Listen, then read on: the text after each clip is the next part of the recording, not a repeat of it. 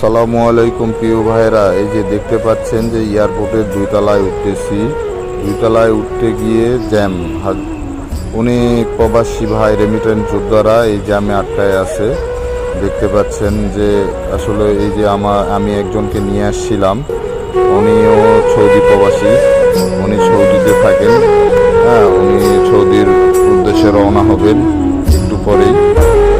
দেখতে পাচ্ছেন যে ওনাকে আমি নিয়ে আসছিলাম।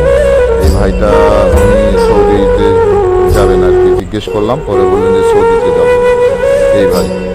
পরে এই জ্যাম দেখেন, জ্যামের কি অবস্থা। পরে আস্তে আস্তে আগাচ্ছিলাম, দেখতে থাকুন।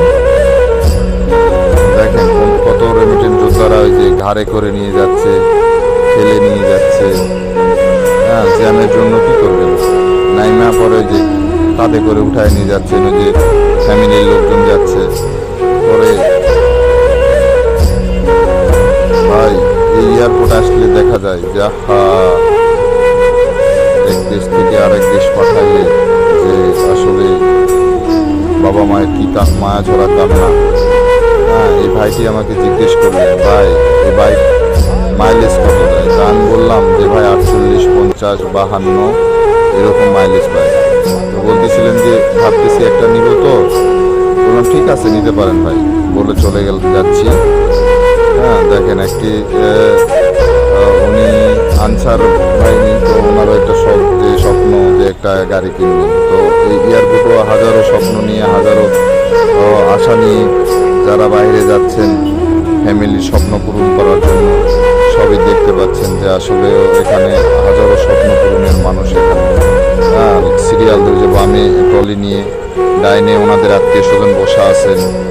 অনেকেই বা এখানে যে নিয়ে বসে আছেন যে আসলেও আত্মীয়দের বিদায় দিচ্ছেন, হয়তো বা আর একটু পরে ঢুকবেন বা একটু ওয়েট করতেছেন। আসলে এখানে আসলে বোঝা যায় যে আসলে একটা দেশ থেকে যখন বাহিরে যাওয়া হয়, প্রবাসীরা আসলে আত্মীয় স্বজন জড়ায় ধরে কান্নাকাটি আহাজারি করেন, দোয়া করে দেন। আসলে এটা অনেক কষ্ট করেই ওনারা আমাদের দেশে রেমিটেন্স পাঠান। রেমিটেন্স যোদ্ধা ওনারা আসলে বিদেশ, রেমিটেন্স যদি আমাদের দেশে না আসতো তাহলে আমাদের দেশের অবস্থা যে কি বাজে হইতো। এই কঠোর পরিশ্রম, এই সৈনিকদের জন্য আমাদের একটু ভালো অবস্থানে হয়তো আমরা আছি। যাক, মাশাআল্লাহ, আপনারা সবাই ভিডিওটি শেয়ার, লাইক দিবেন ভালো লাগবে।